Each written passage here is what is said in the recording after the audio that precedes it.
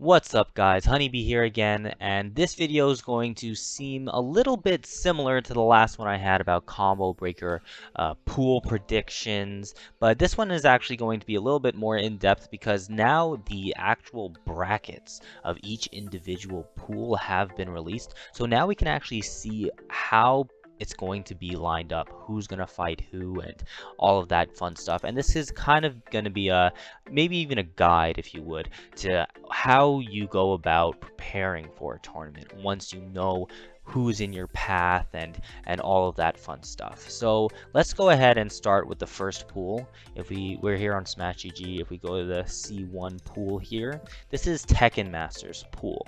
So as you can see here, maybe I could even zoom in a little bit more. Okay. So as you can see here, Tekken Master, obvious top seed. You know he's the top seed because he doesn't have to play around here. These guys have to play each other, and then the winner of that fights him. That shows he's the top seed. Same thing can be said for Beyond Toxin. So Tekken Master is the #1 seed in the pool. Toxin is the #2 seed in the pool.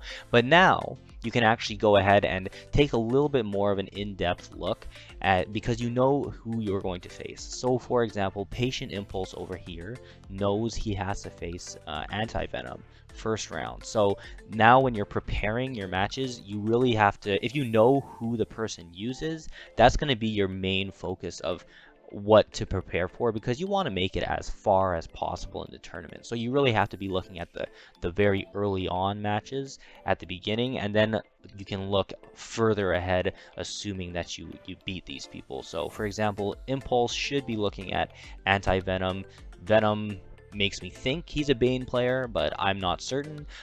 So he should probably be practicing that matchup if Venom does use Bane. Another thing is Kiltron over here. Who does Kiltron use? In my experience, he's used Green Lantern in the past, so maybe that's a matchup that you should also prepare for. But then you also see going down the line that you'd have whoever wins out of these guys, and it's safe to say Tekken Master is the favorite, so you should also be preparing for Tekken Master. But then when we come down to this side of the bracket, we can see that Noodles is over here, Toxin is over here. I'm not too sure about these other guys here. So if I was Noodles, I would be definitely be preparing for Toxin, who uses Scarecrow, over someone like Impulse, who uses Flash, for example. You can also kind of track your losers run or your winners run. There's a projected bracket option here. This is what the system believes is going to happen. So for example, if you're Noodles, you could be like, okay, like I think I'll beat this guy. I think I'll beat whoever's here, and then I'll get to Toxin. Let's say I lose to Toxin. You can look in your loser's path down here and say, okay, well, if I lose to Toxin, I'll have Anti-Venom, but that's assuming Anti-Venom beats Impulse and then loses here. So for example, if Impulse were the one to win here and then lose here, that means he would be the one that would be sent somewhere in the bracket over here, and then potentially Noodles would have to fight him. So that's kind of how you'd have to look at a bracket. You'd have to see, okay, well, if I make it this far, who am I going to fight? If I make it this far, who am I going to fight? And then that's kind of how you play it out. So that's how that first one's looking. So if we move to pool C2, this is actually my pool. So the way I'm looking at this pool is, okay, so I'm in the top seed. I see Burrito Voorhees as the 2nd seed, and we see these are the guys that are in my side of the bracket that I'd have to deal with early on, and these are the guys that I wouldn't. So for example, I know Shady uses Batman, but he's all the way on this side of the bracket. I don't know if he'd be able to beat Voorhees and potentially Mantis to get to here, assuming I beat the people on my side. So Batman wouldn't be like a priority matchup for me to train against right now, for example. For example, it's more important for me to grind whatever matchups these players use. So that's kind of how you should be looking at it. And then I can also look at it this way, where for example, Irish Mantis isn't a strong Atrocitus player, but he has to get through Burrito Voorhees, most likely, to advance up into here into the winners. So Atrocitus might not be as much of a threat in my matchups that I need to practice. if compared to if Irish Mantis was on my side of the bracket, then it would be very, very important. But since he's down here, it's possible he might lose to someone else, at which point I might not even have to play him. So that's kind of how you have to look at some of the brackets. So if we just move forward, C3, this is Sonic Fox's pool, obvious top seed. If you're Vendetta, you must know the Captain Cold matchup early on, because assuming you win, you're going to have to fight Sonic Fox here. And Sonic Fox doesn't only use Captain Cold. That's the thing about preparing for someone like Sonic Fox, is he uses a plethora of characters, and he can pull any of them out at any time if he so chooses. So it's harder to prepare for him, but Sonic Fox has been using a lot of Captain Cold lately, so it'd be safe to assume, hey, I'm gonna try to grind that matchup a little bit and just hope I can be ready for that. But then if you're someone on this side, then you know, like for example, Get Wrecked, he's the 2nd seed. He wouldn't have to deal with Sonic Fox until the end, assuming that they both keep winning. And let me see, if we move on, it's gonna be the same type of deal with everyone here. I actually haven't looked at all these paths myself, so this is the first time I'm looking at these. So this is just interesting. Rewind is at the top here. Drifter is someone that he could worry about, but I think it'd be pretty safe to say that Rewind would make it here without much to worry about. But this is actually an interesting thing here, is that Mason, who is a very strong player, is potentially gonna have Buffalo as his first match after here. So Buffalo's first match would be against the winner of this, which I would believe it would be Mason. So Buffalo is one of those, he should definitely be preparing for Brainiac. So that's kind of how you have to look at this. Let me continue through these pools. Dijon has, I don't know who that is, but then right after that, Gur. Wow, that's interesting. Shujinky Dink is on this side, so Gur should definitely know the Firestorm matchup, assuming he gets here. Waz, wow, damn. Waz is gonna have Illusions right after that. Illusions is best gonna have to be prepared, because that could be a hard match. Waz is the best in Australia. For those of you that didn't watch the last video I made, I did mention Waz is a very strong player from Australia. I see Bot is over here, Brainiac player, Marina is over here as a Flash player, so that's very interesting. Let's move on. D3.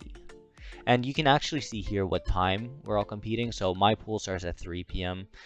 Central Time. So for those of you that want to tune into the stream and watch the action, I don't know if they're going to stream all of pools. They definitely won't stream all the matches, but they sometimes, the way it works is they'll stream some matches of pools.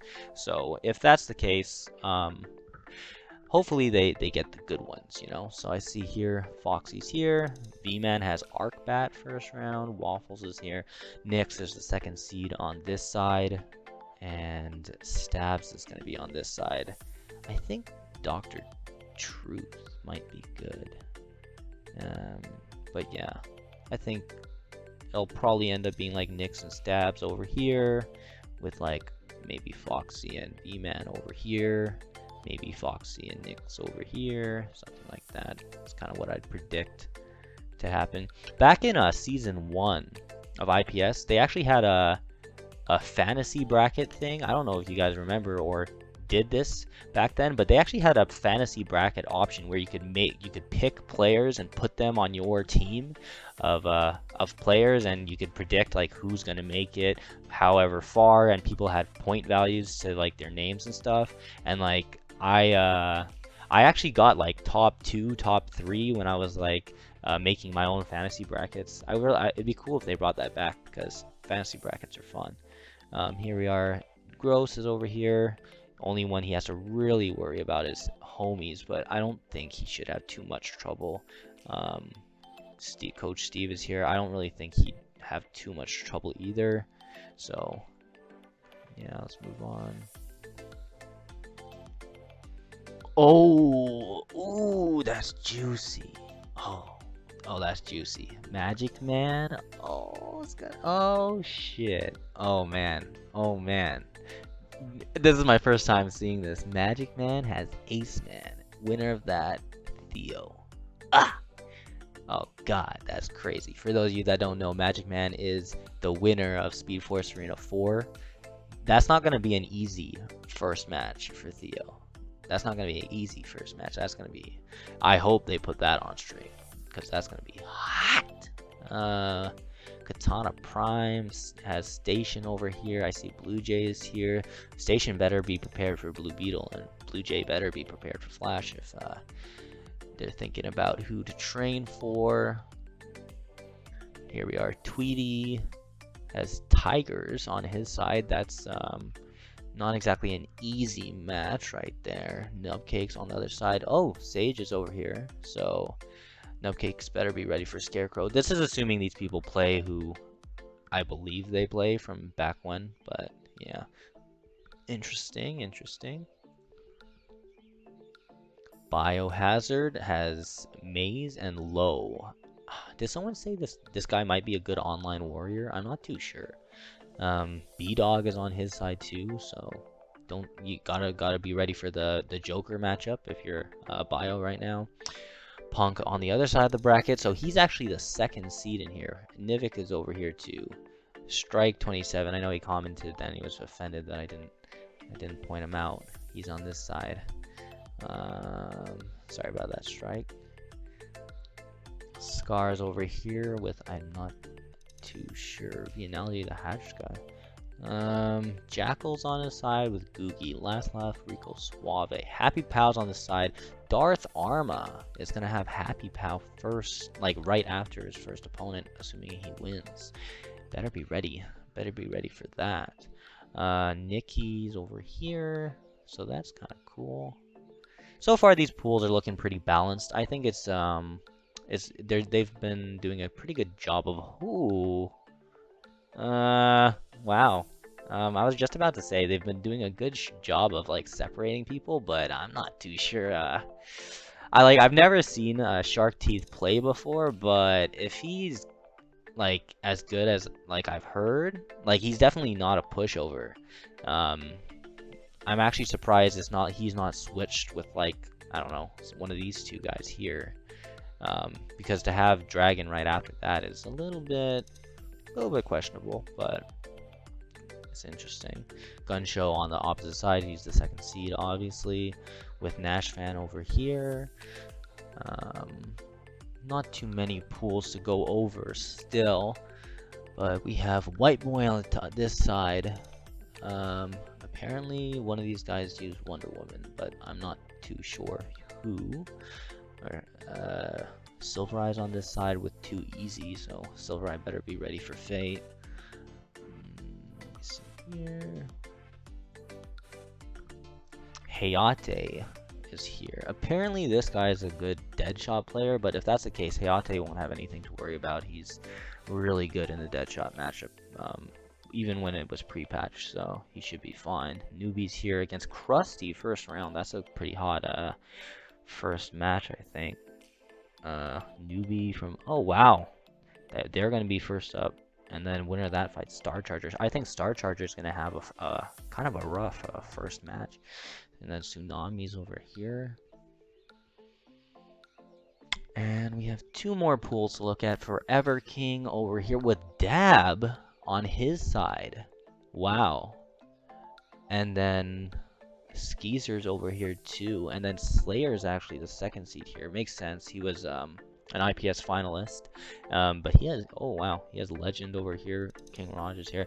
This guy, I actually just played him in ranked today. He's a strong Atom player. So Slayer better get ready for that, or else he's going to get caught off guard. Because, yeah, Atom's a scary character if you're not ready for him.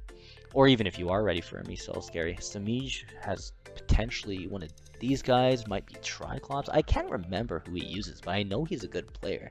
But that could be a really good first round match. Pause is over here too. Killer Zinok is actually the second seed. Maybe that's because he qualified for E-League, why they made it that. And he has Sunio on the side. So overall, I think these pools are pretty balanced, I would say. So I could go ahead and look at the projected and see like, okay, if I make it out in winners, what is my path going to be like? And then I can kind of look through everything and just be like, okay, if I make it here, system thinks I'm going to lose to Gur. That's not very nice, system, but assuming I win this match, I would move here, in which case, like, it's possible I'd have Theo for top 8. And my second match, they assume I'm going to fight Gur, but I personally think it's going to be a toss-up between Gur or Illusions. Who's going to make it out? So it might be Gur, might be Illusions, assuming I make it out in winners. If I were to, let's say, make it out in losers, I could look at my path over here, where if I make it to here and lose, I'd be over here, where Burrito Voorhees is, which is here. So I'd have to be in this path against whoever makes it out in Tsunami's path. So whoever would have been sent to losers earlier and then die. That's interesting. So that's kind of how you look at brackets. For anyone that was wondering how brackets work, how do you prepare for a tournament when you've never done one of these before? Like, what matchups do you learn? It's really a matter of looking at your bracket, seeing who's in your early path at first to train those matchups, and then looking who's in your later path, and assuming you get through those guys, what it's going to be like after. Smash GG has a really great thing with the whole projected thing, so you can kind of get a general idea of what is expected to happen.